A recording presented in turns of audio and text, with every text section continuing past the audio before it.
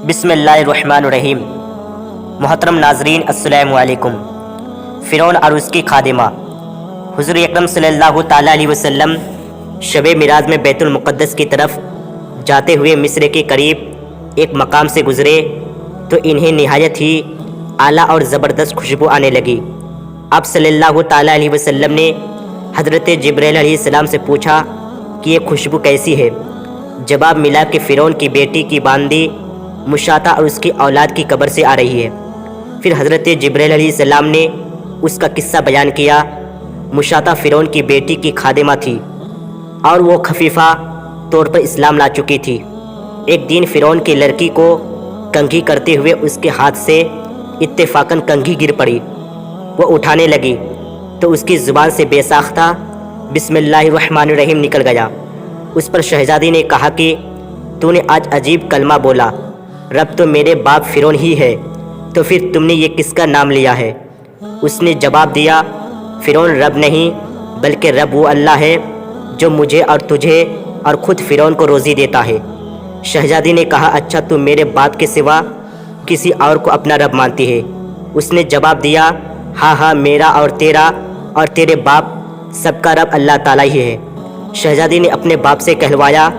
وہ سخت غضبناک ہوا اور اسی وقت اسے برسر دربار بلوا بھیجا اور کہا، کیا تو میرے سوا کسی اور کو اپنا رب مانتی ہے؟ اس نے کہا کہ میرا اور تیرے رب اللہ تعالیٰ ہی ہے جو بلندیوں اور بزرگی والا ہے۔ فرعون نے اسی وقت حکم دیا کہ تابے کی جو گائے بنی ہوئی ہے اس کو خوب توایا جائے، اور جب بالکل آگ جیسی ہو جائے تو اس کے بچوں کو ایک ایک کر کے اس میں ڈال دیا جائے، آخر میں خود اسے بھی اسی میں ڈال دیا جائے۔ چنانچہ وہ گرم کی گئی۔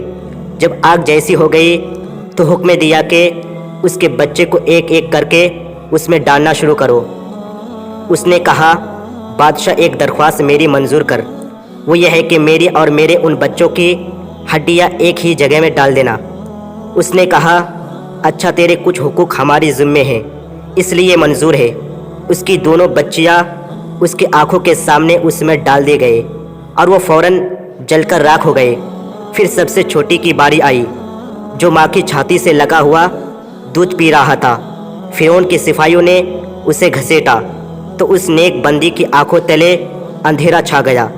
اللہ تعالیٰ نے اس بچوں کو اسی وقت زبان دے دی اور اس نے بآواز بلند کیا، اماں جان افسوس نہ کر، امی جان ذرا بھی پشو پیش نہ کر، حق پر جان دینا ہی سب سے بڑی نیکی ہے۔ چنانچہ انہیں صبر آ گیا، اس بچوں کو بھی آگ میں ڈال دیا گیا اور آخر میں ان کی ماں کو بھی اسی آگ میں جلا کر مار دیا۔ یہ خوشبو کی مہکیں اسی کی جنتی محل سے آ رہی ہے۔ سبحان اللہ۔